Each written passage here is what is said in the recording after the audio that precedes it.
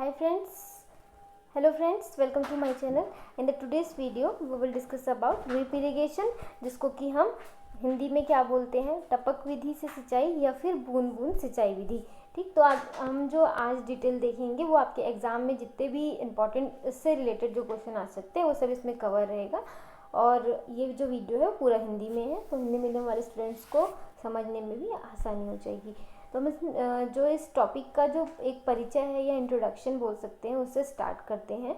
जैसा कि हम जानते हैं, जो करेंटली जो भी अवेलेबल जो मेथड हैं या वर्तमान में जो विधि हैं सिंचाई करने की जो विधियां हैं, उससे क्या होता है, जब उन विधियों का हम यूज़ करते हैं या उन विधियों से जब हम सिंचाई करते हैं तो हम पूरे जो कृषि एरिया है, मतलब हमारा जो खेत है, वहाँ पर हम जो नॉर्मल विधि जो है सिंचाई की उससे अगर इरिगेशन करते हैं या पानी देते हैं खेतों में, तो पूरा पानी नहीं दे पाते हैं और 50% जो क्षेत्र है हमारा या खेत है वही सिंचित हो पाता है और पानी की कहीं ना कहीं अदर एरिया को कमी हो जाती है।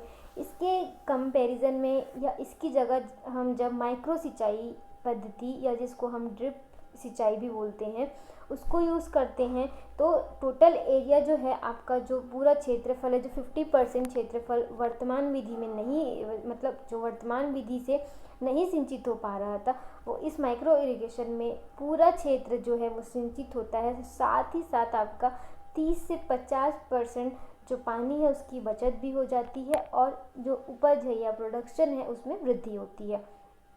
ठीक है, ये तो प्रकृति द्वारा हमें पानी का बहुतायत वरदान मिला है, लेकिन क्या है कि भूमि की दशा, ठीक, जिसको सॉइल कंडीशन बोलते हैं, पानी की गुणवत्ता, quality of the water and अन्य जो कारक हैं, अदर जो फैक्टर्स हैं, इसके कारण हमारे पास अवेलेबल पानी, उपलब्ध पानी का क्या एक बहुत ही छोटा हिस्सा ह्यूमंस को मिल पाता है और हम उसका यूज़ कर पाते हैं। जो भी वैज्ञानिकों ने यह अनुमान लगाया कि देश का जो संपूर्ण जो सतही एवं जो भूमिगत जल है, सरफेस वाटर बोलते हैं, इसका दोहन संभव है। इस शताब्दी के अंत तक कृषि उपयोग में लाया भी जा सकता है और इस पानी से हम 1130 से 1500 लाख हेक्टेयर भूमि की सिंचाई वर्तमान सिंचाई विधियों से की जा सकती है। तो ये इसका एक इंट्रोडक्शन था ड्रिप इरिगेशन के उसमें कंपैरिजन में। नाउ हम देखते हैं कि जो ड्रिप सिंचाई विधि है, जिसको कि हम बूंद बूंद सिंचाई विधि बोलते हैं, तो इस बूंद बूंद सिंचाई विधि में क्या होता है कि यह जो है, ये जो बूंद बूंद सिंचाई विधि है, ये सिंचाई की क्या है, एक नई टेक्निक है, ठीक, नवीन पद्धति है, जिसके द्वारा पौधों की किस्म, मतलब प्लांट की जो वैरायटीज़ रहती हैं वो, उसकी आय के नापी, उसका क्षेत्रफल, स्थान विशेष की भूमि और जो जलवायु संबंधित जो भी आवश्यकता है, इन सबको ध्यान में रखते हुए पौधों की जो वास्तविक जल मांग रहती है, मतलब जो उसकी एक्चुअली जो वाटर रिक्वायरमेंट है किसी भी पौधों की, ठीक है, उसके अकॉर्डिंग हम क्या करते हैं, डिज़ाइन तैयार करते हैं। तो उस डिज़ाइन के द्वारा हम जल की सही मात्रा, जो सही स्थान है, जैसे जड़ पे दिया जाता है, ठीक, तो सही मात्रा में कितना एक प्लांट को कितना रिक्वायरमेंट है पानी का, ज़्यादा होने से भी रोटिंग होती है रूट्स में और कम होने से भी न्यूट्रिएंट की कमी हो जाती है।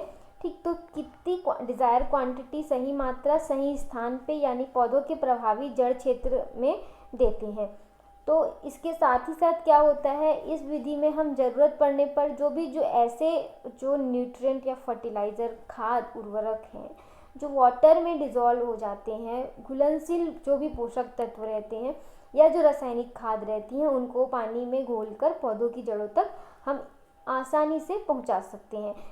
इस जो ये ड्रिप पद्धति है, इसमें क्या होता है, पानी की जो मात्रा रहती है वो क्या होती है, नालियों के द्वारा, छोटे छोटे पाइप्स जो मतलब पतले जो पाइप्स रहते हैं उनके द्वारा जो मेन जल का सोर्स है वहाँ से पौधों की जड़ों तक विशेष प्रकार का उत्सर्जक, जिसको ड्रिपर्स बोलते हैं या माइक्रो स्प्रिंकलर बोलते हैं या माइक्रो स्प्रेयर बोलते हैं, और भी बहुत टाइप के रहते हैं, उसके द्वारा कंट्रोल या नियंत्रित किए जाते हैं। ठीक है, ये चीज़ है, मतलब हमारा जो वाटर का जो मेन रिसोर्सेज है वहाँ से जड़ तक इस जो ड्रिपर्स हैं या माइक्रो स्प्रिंकलर हैं, विशेष तरह के जो उत्सर्जक हैं उनके द्वारा पौधों की जड़ों में पहुंचता है पानी।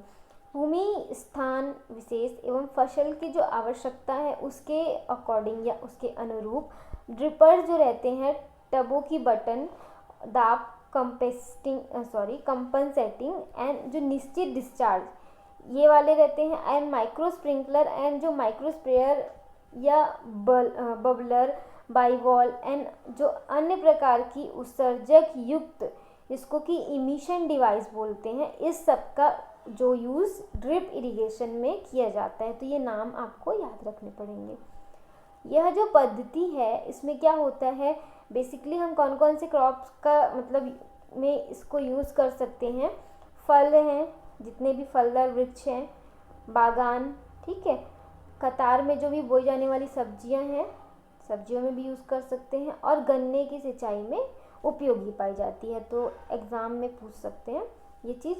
इस विधि द्वारा हम कौन कौन सा ले सकते हैं, मतलब क्रॉप में कौन कौन से क्रॉप में यूज़ कर सकते हैं, और कितनी कितने % बचत होगी वानी की, और उपज में कितनी वृद्धि होगी, यहाँ पर दिया गया है, जो कि आप नोट डाउन कर सकते हैं। फसल है अंगूर, उसमें हम 65 से 70% वाटर का मतलब लॉस कम कर सकते हैं, बचत कर सकते हैं, और उपज 30% वृद्धि करते हैं।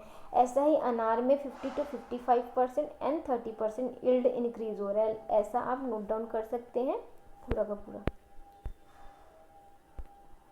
नाउ ड्रिप सिंचाई जो पद्धति है उसकी संरचना के जो है स्ट्रक्चर उसका है, उसके बारे में देख लेते हैं।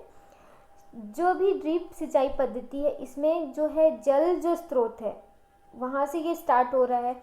तो जल सोर्स जो है या वाटर का जो सोर्स है, वहाँ से जुड़ी हुई जो प्रारंभिक छन्नी होती है वो द्वितीयक छन्नी, और उसके बाद उससे जो निकली हुई पीवीसी या फिर HDPE की जो मुख्य और सहायक जो नालियाँ या पाइप होते हैं वो पूरे खेत में सरफेस एरिया जो रहता है खेत का भूमिगत बिछाई जाती हैं।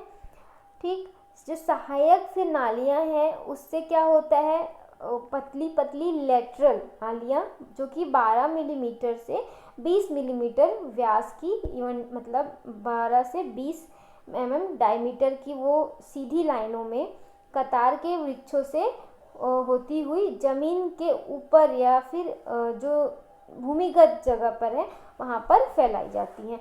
मतलब ये है कि पहले जो मेन छन्नी रहेगी, फिर सेकंड छन्नी, फिर इससे ही बहुत सारी मुख्य और सहायक नालियाँ निकले रहेंगी, और इस सहायक जो नालियाँ या पाइप है उससे लेटरल क्या रहेगा हमारी, और एक सहायक नाली निकले रहेगी जिसका साइज यहाँ पे बताया गया है।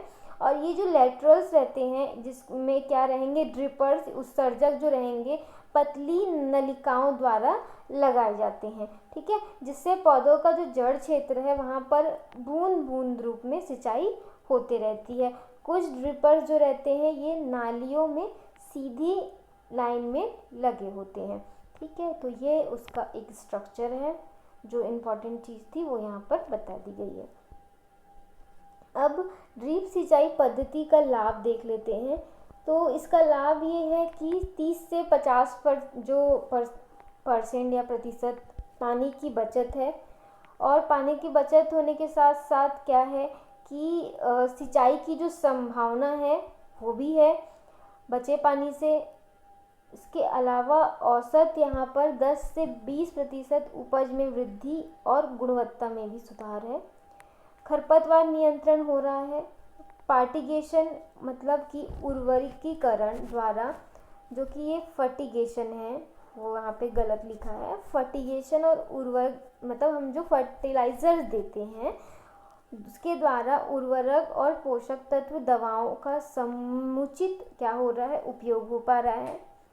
खरपतवार का नियंत्रण, वीड का नियंत्रण, ठीक, उबड़ खाबड़ और झाड़ी ज़मीनों का भी यूज़ कर सकते हैं खेती के लिए, क्योंकि पानी बराबर दे पाएंगे हम। अगेती फसल प्राप्ति में उपयोगी, देखभाल, रासायनिक खाद, मजदूरी और अन्य खर्च भी उसमें भी कमी आएगी। टाइम का बहुत सेविंग है, ये टाइम सेविंग है। खारे पानी में भी कारगर है, अगर सैलाइन वाटर है उसमें भी यूज़ कर सकते हैं, सॉल्टी वाटर है उसमें भी यूज़ कर सकते हैं। ऊर्जा की भी बचत हो रही है यहाँ पे। तो ये सब क्या है आपसे पूछा जाएगा एडवांटेजेस, तो आप इसको लिख सकते हैं। अब ड्रिप इरिगेशन पद्धति का हम कैसे संचालन और उसका रख रखाव मेंटेनेंस, ठीक है, कैसे कर सकते हैं। इसका ये बेसिकली यहाँ पर ये है कि 2 प्रकार से देखभाल कर सकते हैं, हर रोज की देखभाल या फिर हम हर मतलब पर वीक। तो ये 2 प्रकार से हो सकता है, एक होता है हर रोज की देखभाल और दूसरा प्रति सप्ताह, है ना, एवरी वीक करेंगे। तो हर रोज की देखभाल में क्या करना है, हमको फसल को पानी देने से पहले हमको पंप को चलाकर 5 मिनट का बैक वॉश करना है। बैक वॉश का मतलब ये है कि जो पानी का जो सामान्य प्रवाह है उसको क्या करना है, हमको उल्टी दिशा में ऊंचे दबाव से पानी को छोड़ने की पद्धति जो होती है उसको बैक वॉश कहते हैं। इसका मतलब जो पानी का जो सामान्य प्रवाह है उसको उल्टी दिशा में फिर दबाव हमारा क्या रहेगा, ऊंचा रहेगा। तो ऐसा हम क्यों करते हैं, इससे क्या होता है, पहले दिन अगर सैंड फिल्टर में कहीं किसी तरह का गंदगी जमा हो गया है तो वो क्या बाहर आ जाएगा और क्रॉप को नुकसान नहीं होगा। स्क्रीन फिल्टर का ढक्कन, ऊपर का जो ड्रेन वॉल्व है उसको खोलकर हमको क्या करना है, गोलाकार जो जाली में कुछ कचरा होगा उसको साफ करना है। ड्रिप पद्धति चालू करने के बाद हमको सारे खेत में एक चक्कर लगाकर यह अच्छी तरह देख लेना है कि हमारे पूरे ड्रिपर्स चालू हैं कि नहीं, पानी का दबाव ठीक है कि नहीं, ज़मीन में नमी का प्रमाण अनुकूल है कि नहीं, किसी भी लैटरल्स में से पानी टपक तो नहीं रहा है। ये सब छोटी छोटी जांचें हैं जिसको हम देखकर उसका निराकरण कर सकते हैं। सप्ताह का अगर हम देखभाल कर रहे हैं तो प्रति सप्ताह हमको जो सैंड फिल्टर उसकी सफाई हाथ से या फिर हमको केमिकल जो भी है उसका यूज़ करके करनी चाहिए। इसी तरह फिल्टर एलिमेंट की भी हमको सफाई करनी पड़ेगी हर वीक। सप्ताह में हमको एक बार और आवश्यकता के अकॉर्डिंग हमको लस वॉल्व जो रहेगा उसको खोलकर सहायक पाइप जो है उसकी भी सफाई ज़रूरी होती है। और इसी तरह लेटरल्स एंड प्लग निकाल कर हमको लेटरल और जो सारे ड्रिपर हैं उनकी सफाई करनी है। तो इस तरह से हमको चीज़ें करनी है। ड्रिप पद्धति में हमको 80 से 85% तक बगैर तकलीफ के वो अपनी सुविधाएं देता है, ठीक है। तो ये छोटी छोटी लापरवाही अगर हम ध्यान में रखेंगे और इसको निराकरण करेंगे तो हमको कोई मुश्किल नहीं होगी ड्रिप इरिगेशन में, ठीक। अगर हम लापरवाही करेंगे तो प्रॉब्लम्स खड़ी हो सकती हैं। अब हम देखते हैं सिंचाई पद्धति पर कितना इस खर्च आ रहा है। तो बेसिकली लगने वाला जो खर्च है वो मुख्यतः फसल की कतार से कतार और पौधों से पौधों की जो दूरी है, प्लांट टू प्लांट और जो रो टू रो डिस्टेंस है उस पर डिपेंड करता है। फलदार वृक्षों में लागत कम आती है और सब्जियों में ज़्यादा आती है क्योंकि फलदार वृक्षों में दूरी ज़्यादा रहती है। विभिन्न फसलों में ड्रिप पद्धति लगाने की लागत का विवरण यहाँ पर दिया हुआ है, ठीक। तो ये खर्च आप देख सकते हैं। आम, लीची और चीकू में 10 से 10 रहता है मीटर, ठीक है, कतार से पौधों की जो दूरी है वो। तो इसमें करीबन आपका 16,000 पर हेक्टेयर के हिसाब से लागत आती है। इसी तरह बाकी क्रॉप्स के भी दिए हुए हैं ये, जो कि आप नोट डाउन कर सकते हैं। सब्जियों में 50,000 तक लागत आ जाता है क्योंकि जो डिस्टेंस है वो 1-1 मीटर का हो जाता है, कम हो जाता है।